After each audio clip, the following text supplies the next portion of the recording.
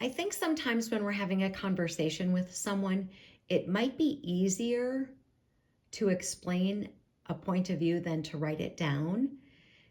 This is the perfect example of what I'm talking about. So I received this in the mail. This is from a couple who has supposedly been teaching the scriptures for about 50 years. And this came in a 3-page document called the Resume of Christ.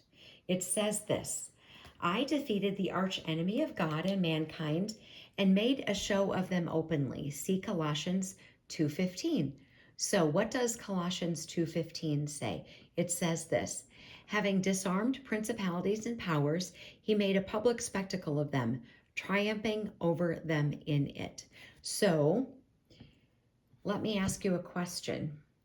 If you are a new believer or somebody who maybe has been studying a long time, but you don't have a lot of knowledge, if somebody said to you that Jesus, because this was part of Jesus's resume, that Jesus defeated the arch enemy of God and mankind, would you question that statement? Because Jesus will, but that hasn't happened yet.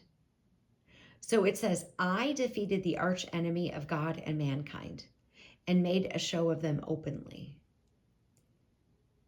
Having disarmed principalities and powers, he made a public spectacle of them, triumphing over them in it. Having disarmed principalities and powers. So, has Christ defeated the archenemy of God, Satan? Has Christ disarmed the principalities and powers of Satan's kingdom? Has that happened? It hasn't. There's no evidence of that. There's still darkness in the world. There's still murder. There's still incest. There's still rape. There's still killings. There's still horrible things that happen to children. There's still a drug problem. There's still death. There's still sin. There's still on and on and on and on.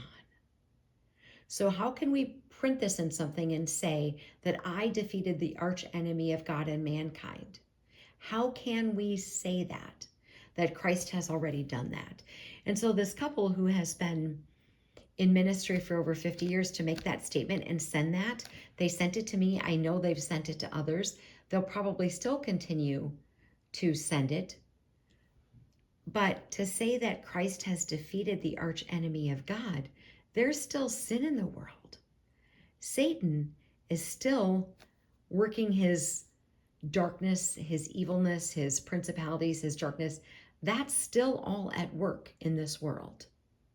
Now, Christ will, when he returns, and there's going to be an epic battle, and Christ will at some point defeat him, and there will be no more sickness, no more death, etc. All of that is to come, but it hasn't happened yet. So to say that he defeated the arch enemy, see, it's not worded the way it is in the scriptures, you notice. I defeated the arch enemy of God. So imagine if you were a new believer, you'd be like, I don't understand. Isn't Satan, isn't he the enemy? And I don't understand because there's a lot of bad things. It doesn't make any sense. Christ will in the future, but it hasn't happened yet. And how grateful and how fortunate we are that he will do that in the future.